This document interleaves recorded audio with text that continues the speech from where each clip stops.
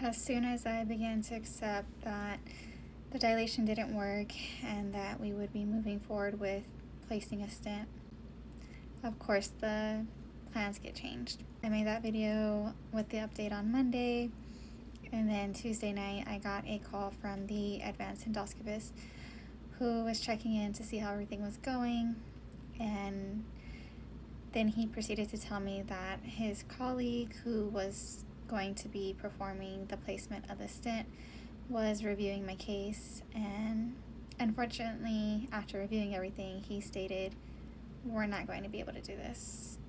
It's not safe. It's not an if this will mislodge."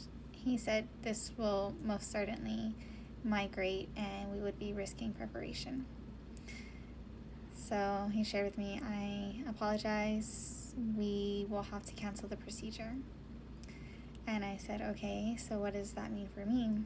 And he said, "Well, now you would want to start the process of scheduling them to place a feeding tube." And I said, "Okay, placing a feeding tube, is this, short term? Is this the rest of my life?" And he said, "Yeah, it'll be for the rest of your life." And I said, "Okay, so I won't be able to eat ever again?" And he said, "Unfortunately, no.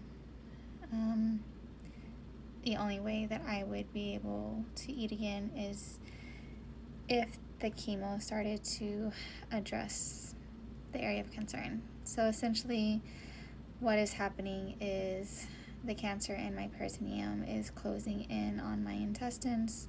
That is what is creating the blockage. And that's why, unfortunately, there's nothing that they can do for that,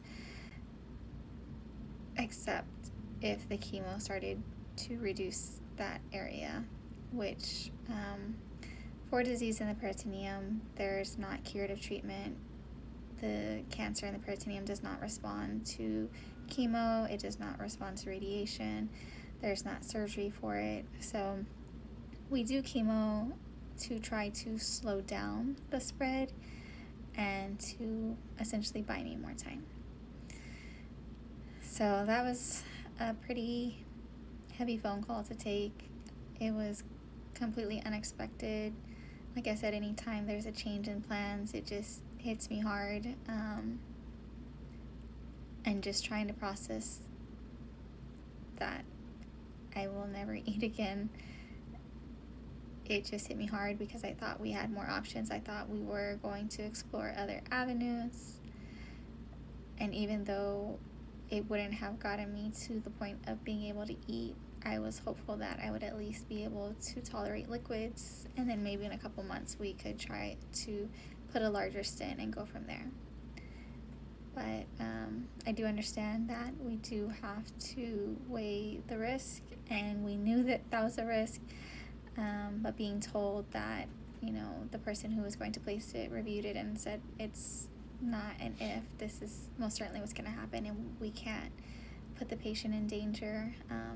I completely understand. It's just a little disappointing. So yeah, that is the update that I have.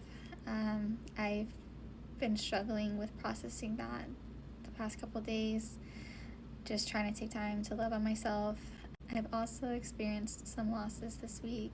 I was informed that one of my stomach cancer sisters gained her wings, and it was completely unexpected, so it just gutted me. I just spoken to her and she was doing okay, and we were actually supposed to meet up this weekend and catch up, so it hit me kind of hard. And then a few hours after finding that out, we were informed that my father-in-law unexpectedly passed away,